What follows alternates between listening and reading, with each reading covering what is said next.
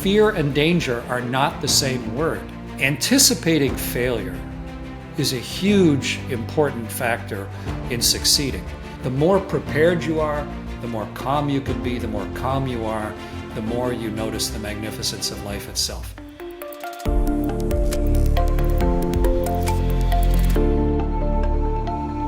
Okay, welcome back, or welcome to the Finding Mastery podcast. I am your host, Dr. Michael Gervais, by trade and training a high-performance psychologist. And I'm thrilled to welcome one of the most accomplished astronauts of our time, Chris Hadfield, to the podcast for this week's conversation. You might remember Chris from his viral video on the International Space Station, where he performed David Bowie's Space Oddity, a performance that garnered over 50 million views worldwide. Chris is so much more than a musical talent in orbit. He's not only a retired NASA astronaut, but he's also a skilled engineer, a former combat pilot, and a New York Times bestselling author of both fiction and nonfiction works. One of his standout books, An Astronaut's Guide to Life on Earth, is a great read for anyone that's pursuing a high-performance life. In that book, he shares an unconventional philosophy: prepare for the worst and enjoy every moment of it. It's a mindset I find incredibly powerful, and I think you will too. In our conversation, we dive into Chris's rich experiences, including a harrowing story where he was struck blind while clinging to an orbiting spacecraft. I mean, imagine that.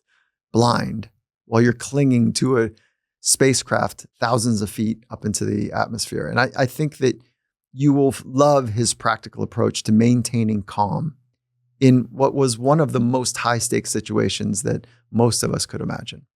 We also explore how he uses competence as a tool to work with anxiety and fear, his strategies for problem-solving and teamwork, and his step-by-step approach to making even the most daring dreams a reality. His stories are a masterclass in thriving across diverse environments in space, business, sports, and family life. I cannot wait to share with you Chris's insights, which offer a very practical and inspiring roadmap to achieving deep fulfillment and a purpose-driven life. So with that, let's dive right into this week's conversation with the incredible Chris Hadfield. Chris, how are you? I'm really well, Mike. Thank you for asking. You know, life goes in phases, and sometimes you get all wrapped up with something you don't really want to be doing, but this particular phase of life, I'm really enjoying it. The mix of activities, the physical health, the family activities that are going on. So I think my answer to your question is excellent. Thank you. How are you? Ah, cool. What a fun way to think about it. I'm doing great. Like I really like the phase of life that I'm in right now as well.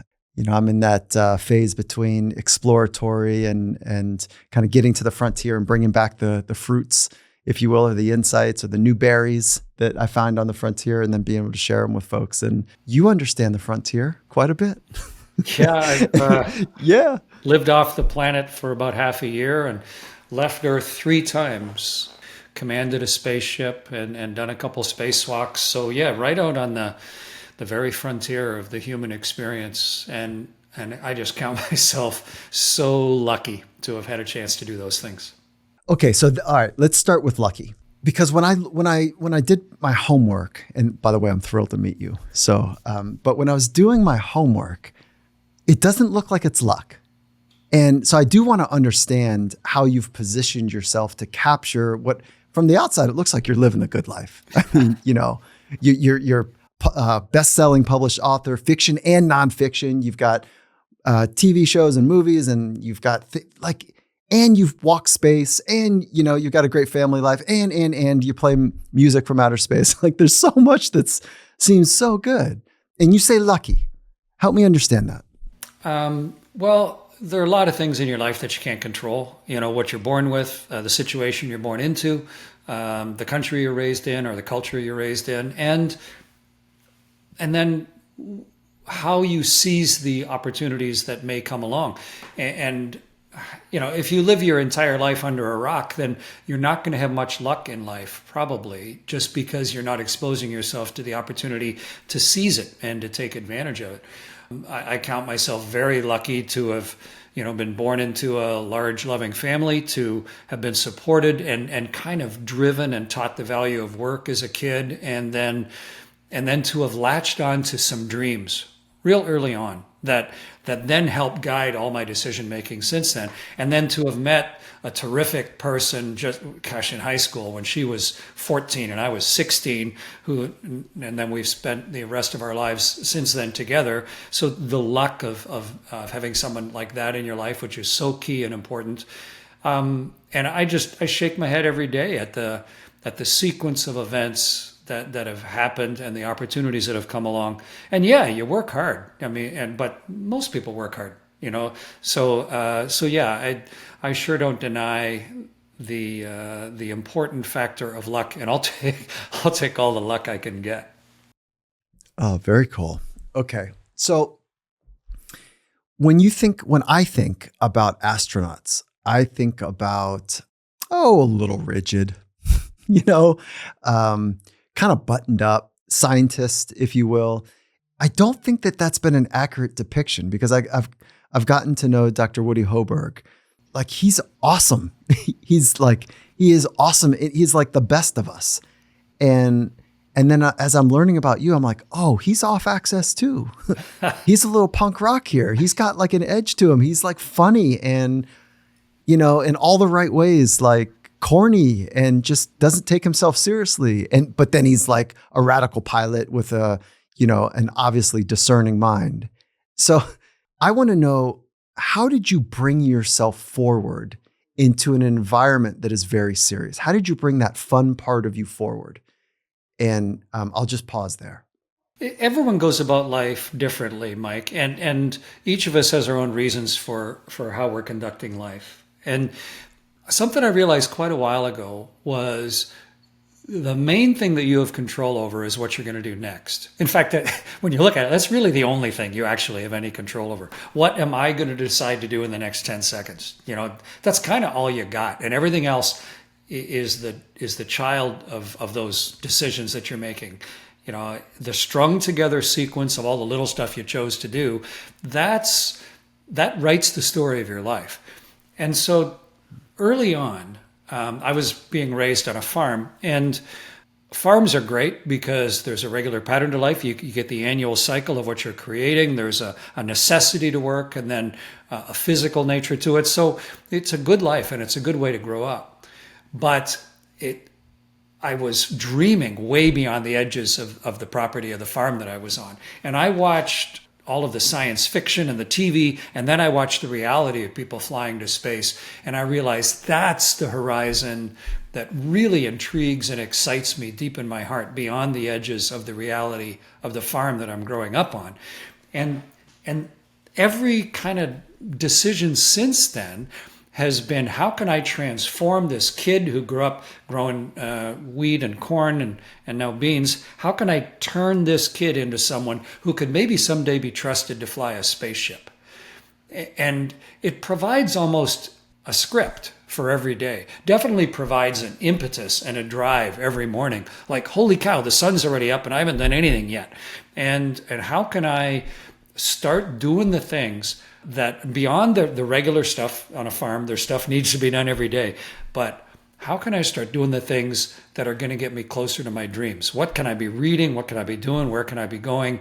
And how can I make the little decisions that are going to hopefully herd my life in that direction? And to me, that is, I figured that out really early, and that has led to pretty much everything that has ever happened in my life. Going from that basis to the reality of all the things that have followed. I'm going to make this really personal for just a moment, is that my 15-year-old son is good kid, smart. He's got a lot going for him, and good moral character. He's like, I got a lot going for him, and he's so far ahead of where I was. And I keep asking him, what's the purpose? Like, what's the reason you're working hard? What's the reason that you are like? And he doesn't have a grand purpose. He doesn't have a way that he can articulate that. Did you have that at a young age? And if not, do you have any insights on how to help others, whether it's a 15-year-old son or, a 35-year-old that's trying to figure out what to do in life? Sure. Well, I'd be interested to talk to your son and find out, because I bet if he's finding a way to make good decisions every day, and he's finding a way to make himself feel proud and to make himself do things that both entertain and satisfy him, then he probably does have something going on. He just hasn't verbalized it to himself. Here's maybe what I'd suggest, Mike, and that is walk into a bookstore or a library and notice that when you walk into a bookstore, got all those racks and all those advertisements and all the rest of it, but there are parts of a bookstore or a library that you will naturally go to. The parts that are interesting to you, the stuff you're curious about, the stuff that you're excited about. And so when you go into that bookstore, have a look, almost sit on your own shoulder and see what you're doing and go, you know what? Every time I go to a bookstore, I always go to these 3 sections. And maybe that's like a clue to myself that this is what is in my heart. This is what is interesting to me. And something that your 15-year-old probably already realizes, but some folks don't, is no one else has to care. And why would they? It just has to be important to you. And it doesn't have to be earth-shattering. It doesn't have to change the world for the better. It just has to be the stuff that you find exciting and challenging and interesting. And then once you've got those, you've identified them, you can do it scrolling through the internet, although it's more distracting. But once you've got sort of those ideas in your head, hey, these are the 3 sections of the bookstore I always go to, then say, well, what could I do in those areas? If I'm interested in, I don't know, let's say I'm interested in horses, doesn't matter. Okay, horses. I always go to the section where there's horses. Well, I could be a jockey. I could be a veterinarian. I could be a farrier, a shoemaker. I could be a person who breeds horses. I could be a person who studies the history and genealogy of how we went from Eohippus to the horses we have now. I could be a person who paints horses, who bets on horses, who builds racetracks. There's a million jobs out there. And if this is something that is close to your heart, and you're fundamentally interested in it, then you can start making decisions. Hey, if that's who I am, and these are some of the jobs and things that I might do, then what should I do this weekend? Well, maybe That's cool. I should go to a vet and help a vet. Or maybe I should go to a racetrack. Or maybe I should go to a stable. Or maybe I should read a book about it. And just start giving yourself the chance to deepen and improve in the area that you are naturally fascinated in. And that's what I did. I was fascinated by the whole idea of exploration and space flight. And it helped me then make all those little decisions to become an engineer and a fighter pilot and a test pilot and to learn other languages and to scuba dive and to do all the other things that I did that eventually allowed me to command a spaceship.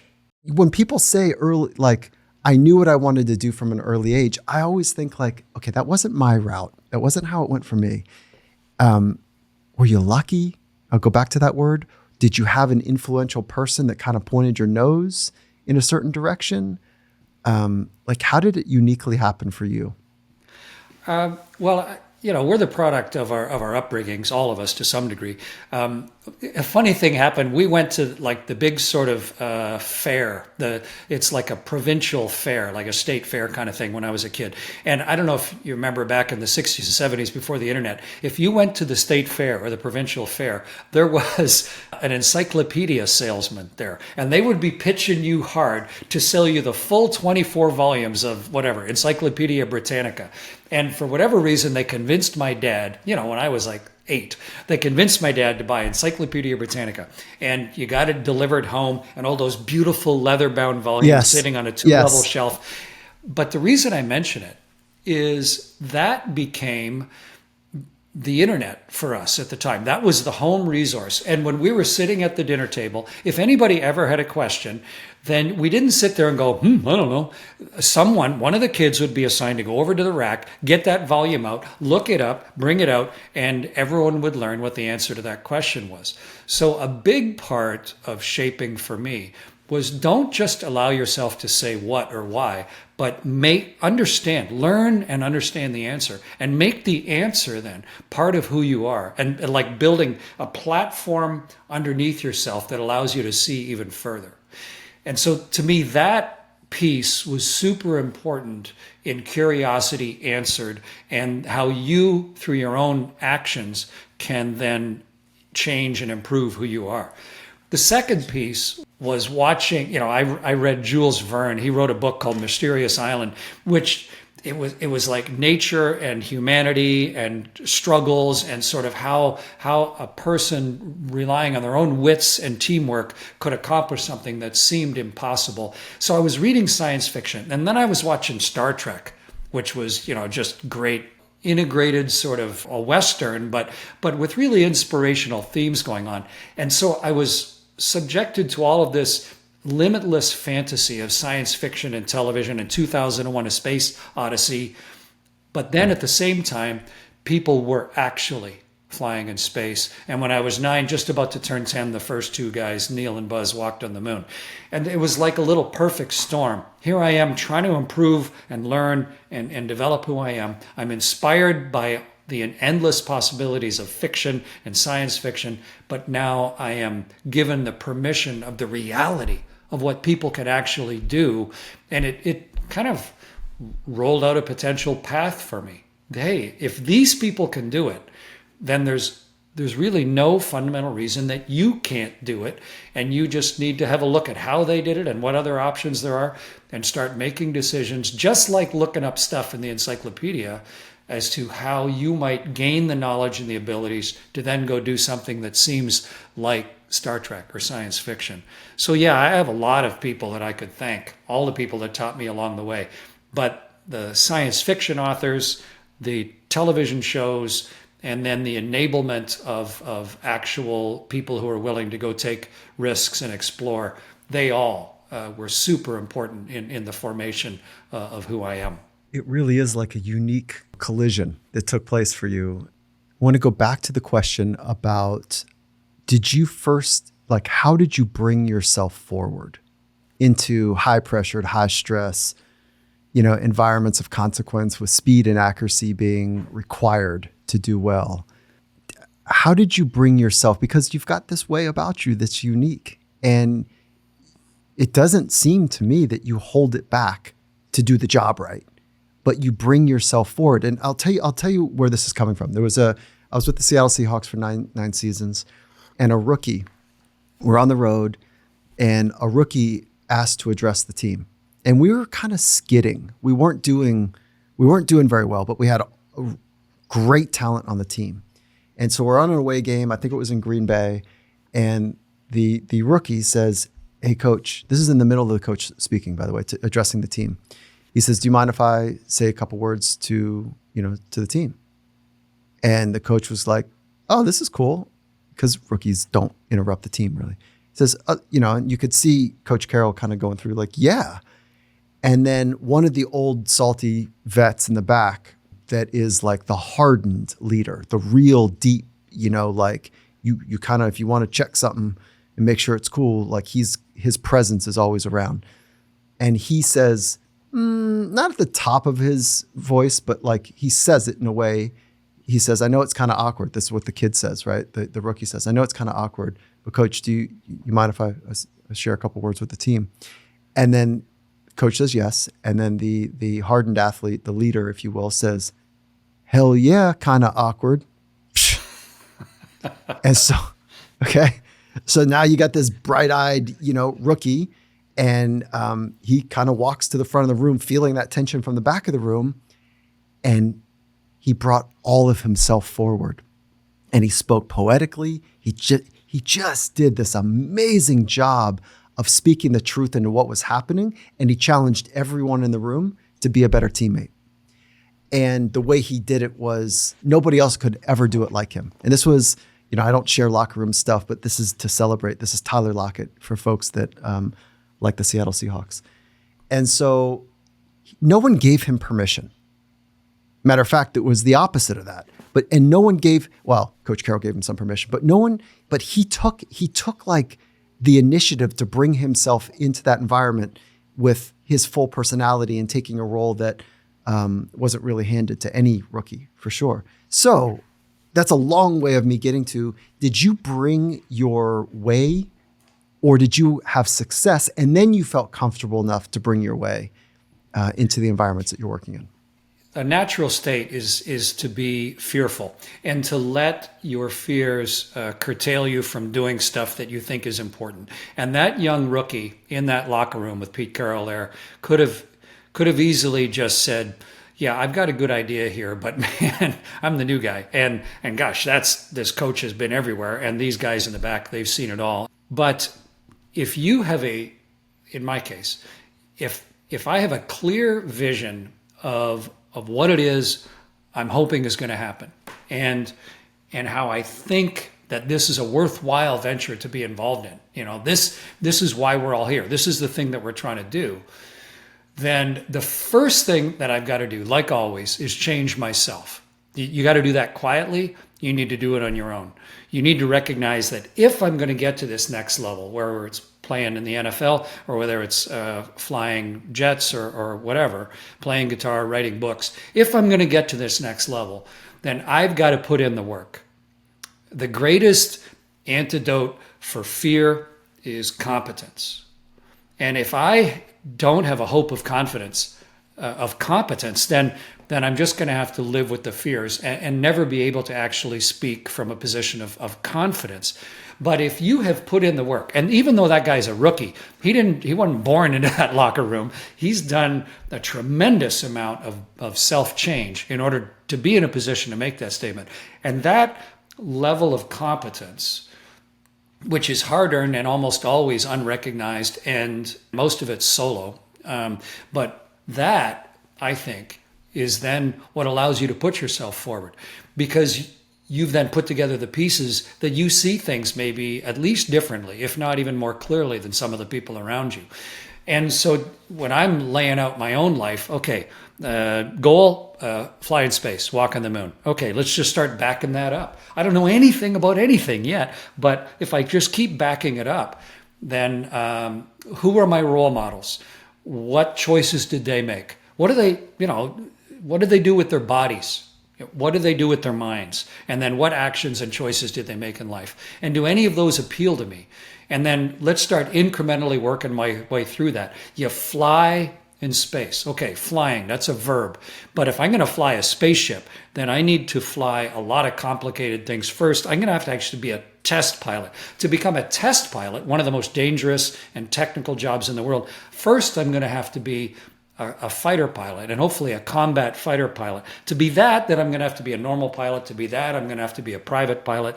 And maybe the best place to start, what's the earliest thing I can do to fly? Well, I could be a glider pilot at 15 years old. Okay, that's the stage I'm at right now. And I'm going to start building my competencies so I don't just have to be afraid and just roll the dice in my own life. Let's just start actually making decisions. And then if I can be good as a glider pilot, then that is just one more step towards being able to speak up in the locker room later on. And that's the way that I've always put myself forward.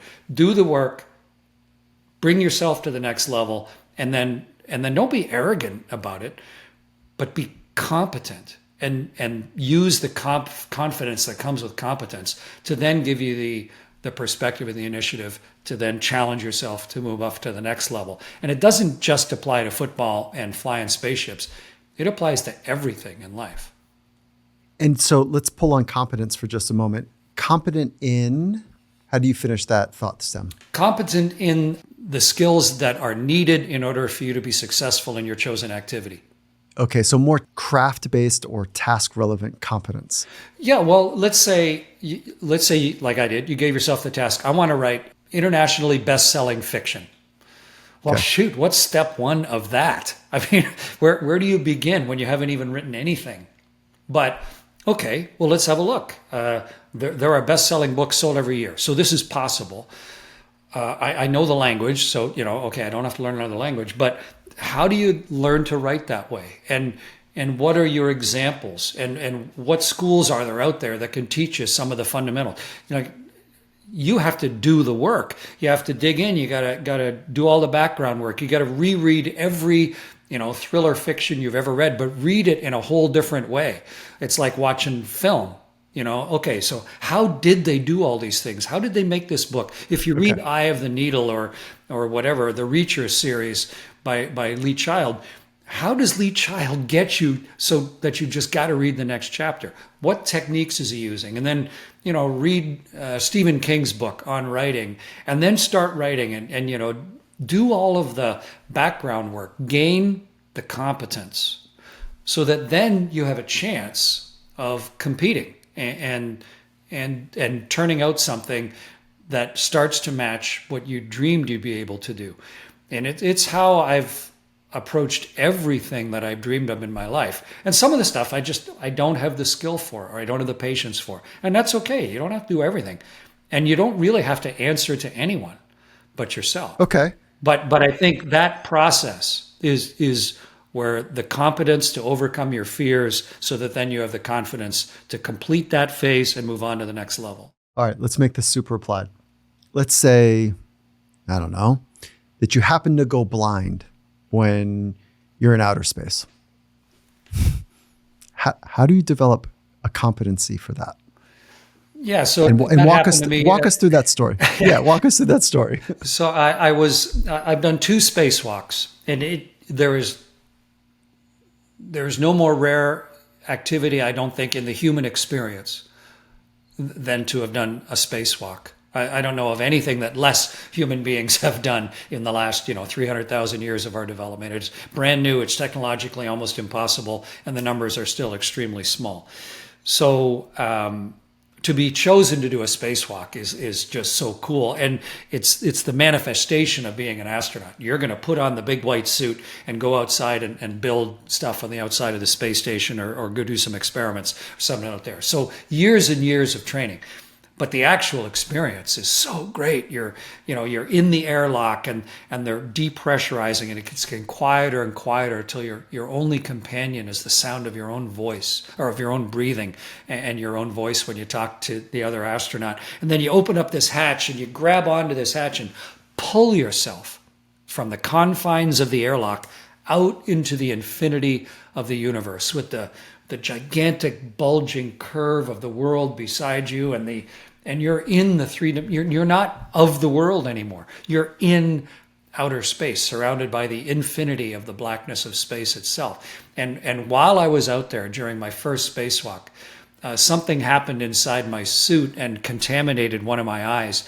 And basically, it was so painful that I couldn't use it. It struck it blind. And then, because without gravity your tears don't fall, that whatever was contaminating or hurting my eye, I just got a bigger and bigger ball of that on my eye, and there was no way to wipe it inside my helmet, till eventually that ball of contaminated tear flowed over across the bridge of my nose and contaminated my other eye. And now both my eyes were unusable. They were struck blind by something.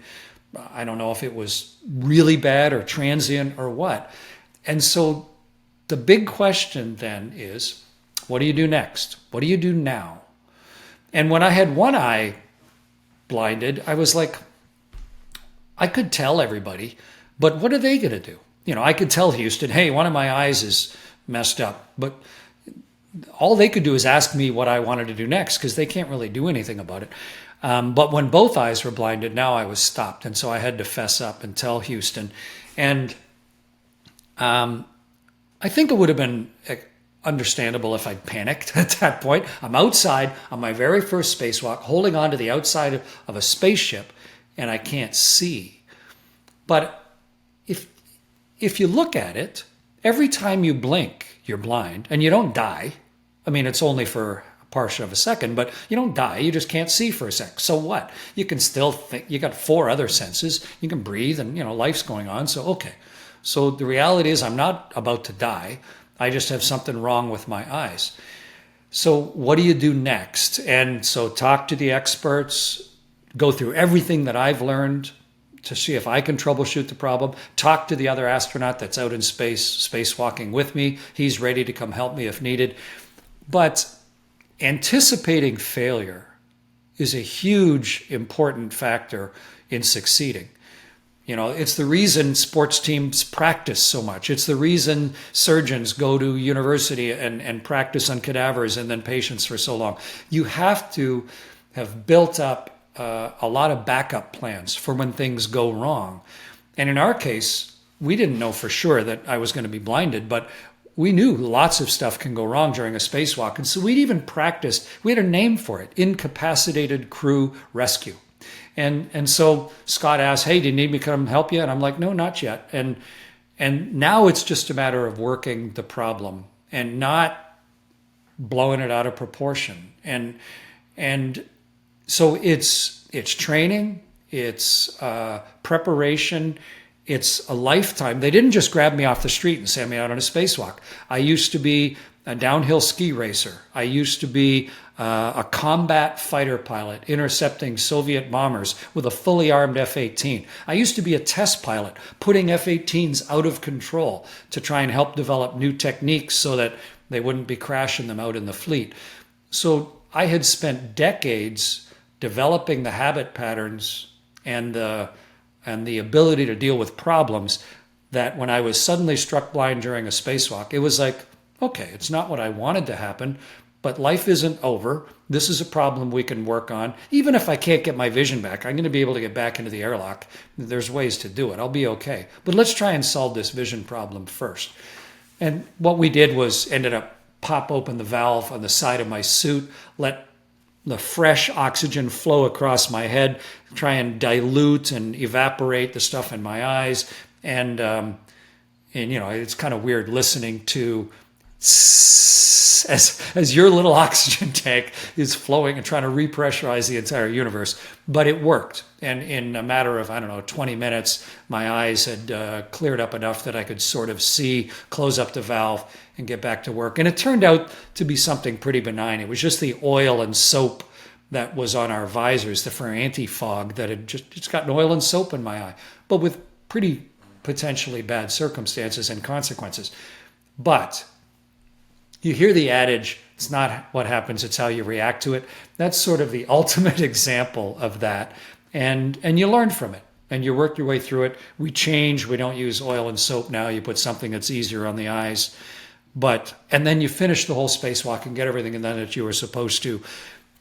But it never would have happened if we didn't have a clear goal in mind and then had put in the years and years of not just training for that specific thing, but actually changing who we are so that we can deal with those problems when they come up and not let them overwhelm us. Okay. The genius inside of this very practical approach you have, it might save a lot of suffering for people. And so I wonder if you get the gravity, pun intended, I guess, of what you're saying, that you didn't go to catastrophic thinking. You didn't go to black and white thinking. You didn't go to being flooded by emotions when you had something that could be catastrophic, that could be, you just niched it down. You zoomed right into the challenge that you needed to solve.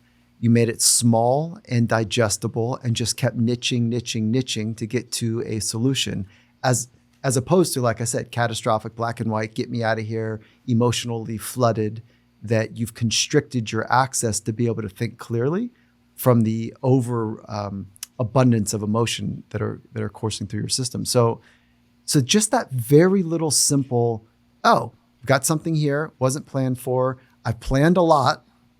We've done lots of training for failure. And this is a new puzzle to solve. This is a new equation that I'm going to keep niching down to get to the basic most basic thing that I could. Mike, you would love working in mission control. I worked, Houston mission control for 25 shuttle flights in a row. I was the Capcom, the person working and talking with the crew. I was NASA's chief Capcom for a lot of years. And it is nothing but that. It's like this constant detective story. And we spend years in simulation and then on a regular basis have people up in space. And what you're trying to do is work the actual problem.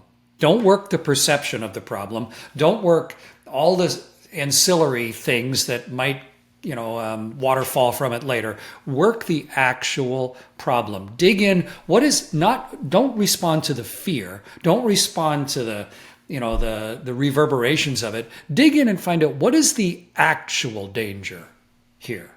What is the actual cause of this thing? What is the material risk? Yeah, what's the real danger? Because a lot of people ask me, they say, boy, rockets are scary. And I go, rockets are just rockets. And you can choose to be scared or not. But things aren't scary. Just sometimes people are scared. And those aren't synonyms. That's not this, fear and danger are not the same word. And right. If you can actually dig into the real danger, like, okay, so you're blinded out on a spacewalk. All right, but what is the real cause of what's happening? And what is the actual danger? Okay, I can't see, but so what? That is not catastrophic yet. If my suit had blown out and I'm going to die in the next 10 seconds, then okay, panic, do something desperate, make some wild moves.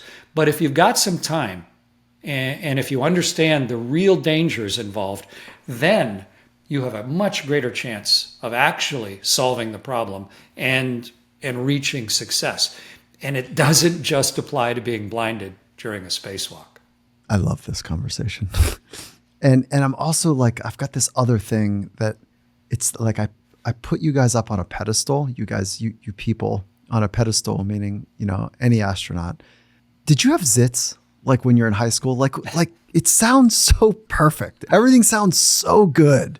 Like, did you, Mike? I still have zits. At this stage of life, it drives me crazy. I'm like, how come I'm not Tom Cruise with perfect skin? What's going on here? Yeah. How come I'm not Heidi Klum? I bet you even Heidi Klum gets zits sometimes, or I'm sure she has problems that she's not telling everybody about. Something else. Nobody's perfect, and everybody's family is a mess, and every one of us is going to die. So get over those things. Stop looking for some sort of sitcom television perfection. Recognize that life is messy and people are messy and nothing ever goes the way you planned. And what you actually need is to have backup plans. You actually have to have purpose. And then you have to be constantly gaining skills, and you got to recognize that nothing's going to go the way that you want, and then move forwards and stop having false expectations about how some sort of zitless life. Life is nothing but things going wrong, and what's going to define your joy and satisfaction is your acceptance of the reality, and then how prepared you are for those things that are inevitably or high probability going to go wrong. That's actually going to dictate your life. And if all you're doing is like crossing your fingers and whistling past the graveyard and hoping, you're going to live a life of stress and nervousness and an unsettled stomach, and you're going to miss almost everything because you're so worried about stuff that you don't notice the beautiful subtlety of the gorgeousness of the stuff that's actually happening in your life. The more prepared you are, the more calm you can be. The more calm you are, the more you notice the magnificence of life itself. And to me, that equation is super important in loving where we started this phase of life. Did you study the Zen traditions? Where did you come to those deep insights? I work with a lot wisdom? of folks who are interested in how to succeed in what they call longevity, but really it's how to have as good a life for as long as possible. Not just prolong life, but how to have a really good lifespan or health span or whatever the right phrase is. And a lot of folks, they need some way to calm the noise. And there are some terrific tools out there. Zen, the whole idea of some sort of deliberate meditation, deliberate separation from the distractions and the noise, and giving yourself the permission to concentrate and calm. And for whatever reason, maybe the way I'm plumbed and wired, or just the way I was raised, I noticed when I was talking to all these other people and comparing notes on how we deal with life, I think I do that like in between sentences, definitely on a regular basis. I seek that one step back, take a big cleansing breath, and allow myself 15 seconds of calm. And you can recenter yourself either through a deliberate action, going to yoga, meditating, whatever it is that works for you, or in my case, sort of a deliberate, continuous necessity to center and calm. And I realized a long time ago, nothing is ever as good or as bad as it first looks. And if you react to the goodness and badness of stuff, you will whipsaw yourself into this dissatisfying tumult of a life. But if you can not allow yourself to be whipsawed by the distraction of immediacy, if you can find a way to temper it, that works really well when you're in combat. It works really well when you're a test pilot flying an airplane. It works when you're blinded during a spacewalk. But I think more importantly, it works on a daily basis throughout life so that you find grace. And I seek grace whenever I can get it. That feeling of comfort and calm and sort of a serenity of a little island of that in amongst the typical noise of a day. I think it's really important, and I seek it as often as I can get it. If there was some sort of recognition for gems per second, and you just had 90 gems in 90 seconds, that was unbelievable, Chris. That, honestly, that must be when what you say GPS grace stands for. Gems per second. I hadn't thought of it that way. Gems per second. When you say grace, do you mean the literal with God? It doesn't matter. The current events around the world demonstrate just all the different manifestations of God that people have internalized into themselves, for better or for worse. And I think it is really important to have a belief system within yourself and recognize there are things that are much greater than yourself. It's not that important what. So I don't think grace is necessarily tied to any particular version of belief. I just think the state of grace, the state of humility and awareness of your actual self in amongst all the other selves and in amongst all the selves of history, to me that is an important part of a successful and happy life. You keep going. It just gets better. I really want to pause right now and ask our community to rewind the last 6 minutes and listen to it again and again and again.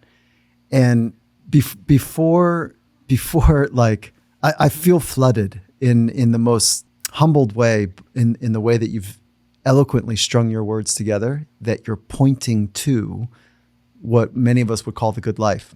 And you're not doing it with you're doing it with let's just call it grace. But there's not an edge to it. There's not a sharpness. There's no condescension. It's just really eloquent how you're doing it.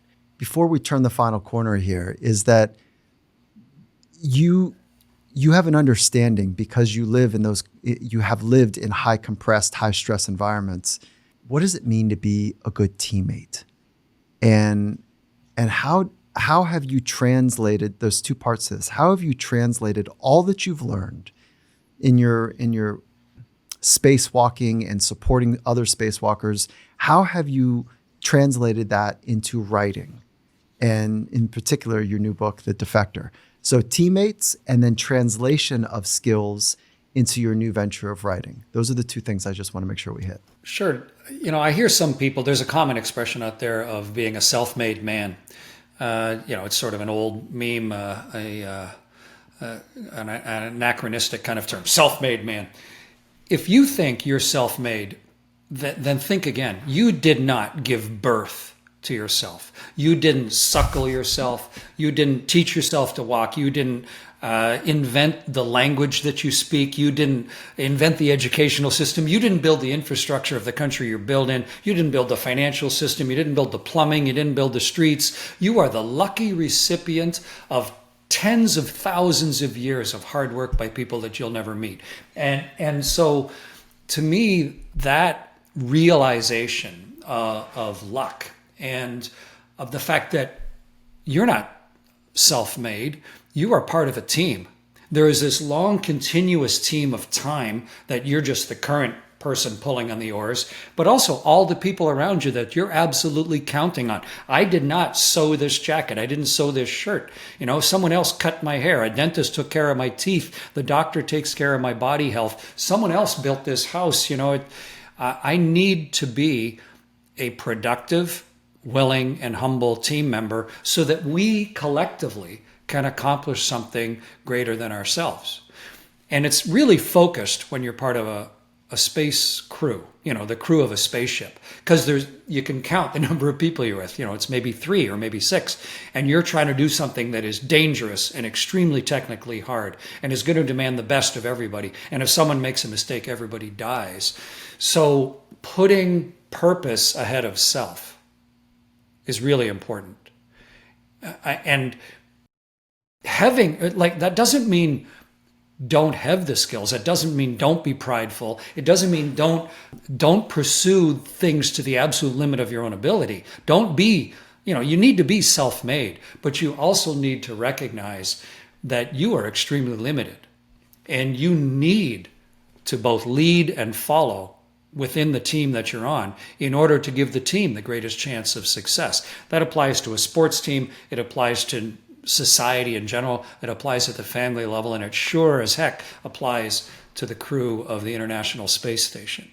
And so when you're trying to accomplish something, you need to do the work. So let's say, I'm writing this new book, The Defector, which is doing great. Yes. #1 Congratulations. bestseller. Yes.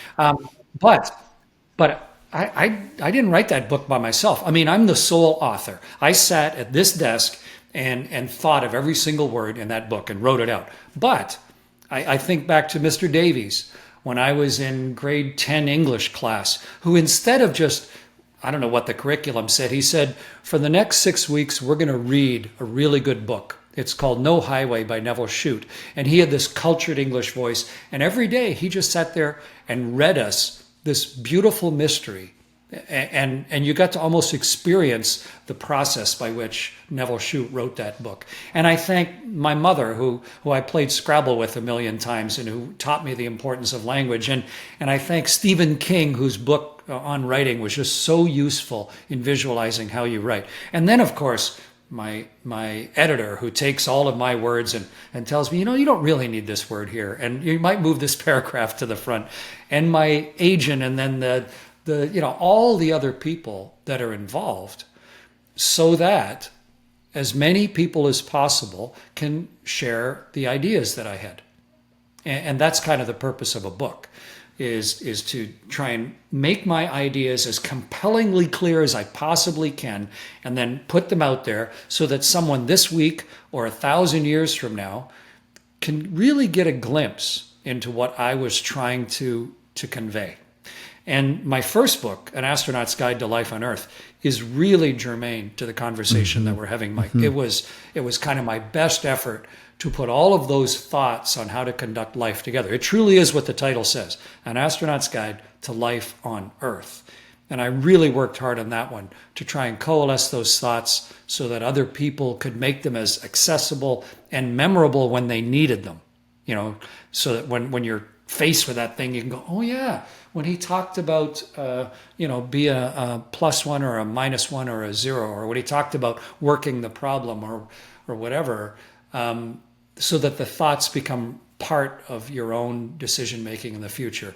To me, that whole process of teamwork to accomplish something that is important to you and get it out there, whether it's a best-selling book or whether it's just how you're talking in public or with friends, to me, that's a big, important part of life.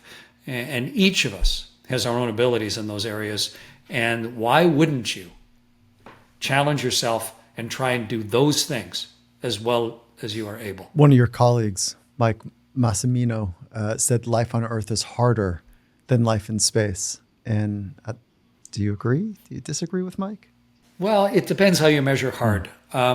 Life on Earth has over 8 billion of us. Life on a spaceship has maybe 6 of you. And machines are complicated. The universe is complicated, but nothing's as complicated as people. And people are inconsistent, and people are driven by their own urges and transient chemicals and all kinds of strange stuff. And so just when you get things figured out, things will change. So I don't think life in space is easier than life on Earth. I think the complexity of life with all the other human beings and all the structure that comes with that, it's not just simpler on board a spaceship, but life on Earth is so much richer and deeper and broader and more full of individual opportunity. So, with the messiness comes everything else.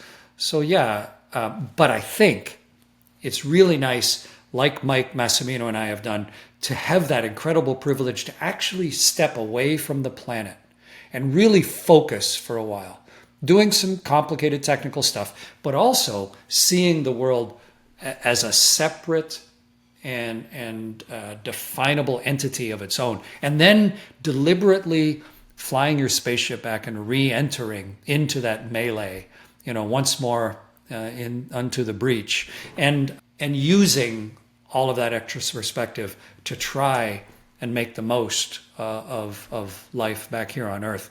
To me, that's maybe one more great lucky facet of life. If our audience knew what you know, if they've seen what you've seen, if they've experienced some of what you've experienced, how would they move forward in their lives? Like what would, if we knew what you knew, how would we organize our life to be just a little bit better? It's probably a pretty personal question for each person that you're speaking of, because everyone's fighting their own battles, and everyone has done heroic things, and everyone knows stuff that I don't know. So it's a little bit sanctimonious for me to try and give specific advice in a generic way. One of the huge joys of having flown a spaceship and gone around the world every 92 minutes for month after month after month means I've been around the world, 2,650 times, somebody told me. I've been around the world many, many times. And what you start to see is the age and toughness of planet Earth. 4.5 billion years. So that is a really comforting rock, literally, to stand on. The world's not going anywhere. The world has withstood much worse than us.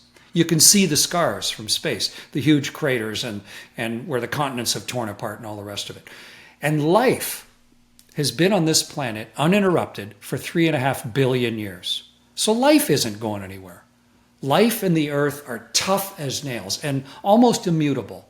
And to me, that is intensely optimism building. Life's not going anywhere. The world's not going anywhere. And the other thing you see is, even from space, the way that we build things, the way we build towns and farms and all the rest of it, the common nature of life itself. It's common to us all. The differences that we magnify up so that we then have big flare-ups of conflict.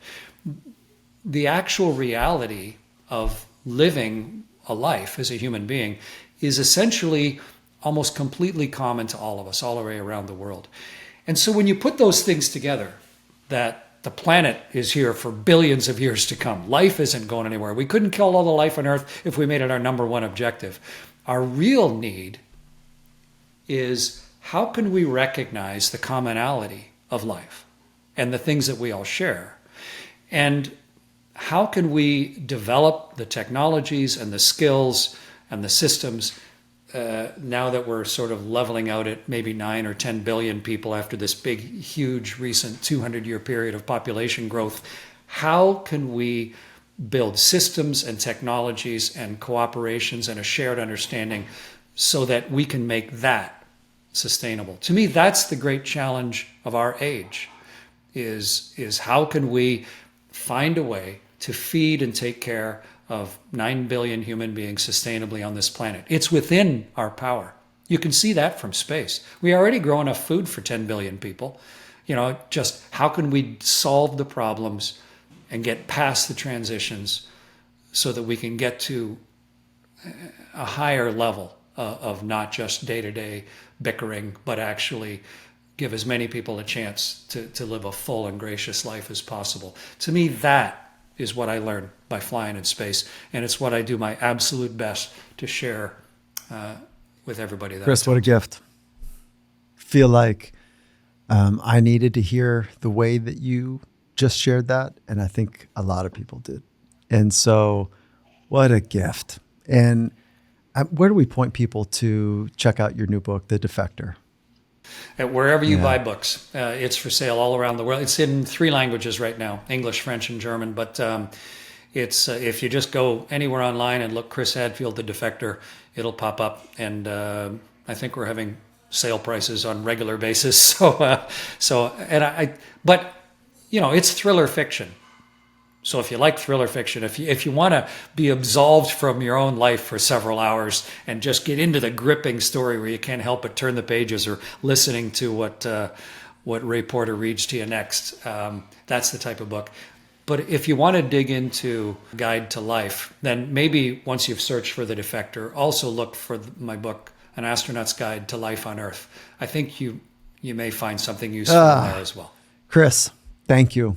Again, I appreciate your time, your hard-fought insights that you've eloquently strung together in just absolute prose. The wisdom that you've shared with us is wonderful. I appreciate you, and I'm looking forward to a time when our paths cross. What a delight to know that you're in the world, that you're leading from the front and the back, and that you're sharing your insight, both nonfiction and with fiction. So thank you for creating. And it's noted. Thanks, Mike. I look forward to a chance maybe someday when we're in the same room and sitting across a table with some good beverage in between us and maybe a guitar in hand and a chance to look at the stars and watch the space station go over and think about what all this means. I would Thanks love for the conversation that. So today. I'm going to hold you accountable at some level here. So, all right, Chris, keep pushing. I'd love to. Thank you for sharing your insights with us. All right, cheers. Thank you. Be well.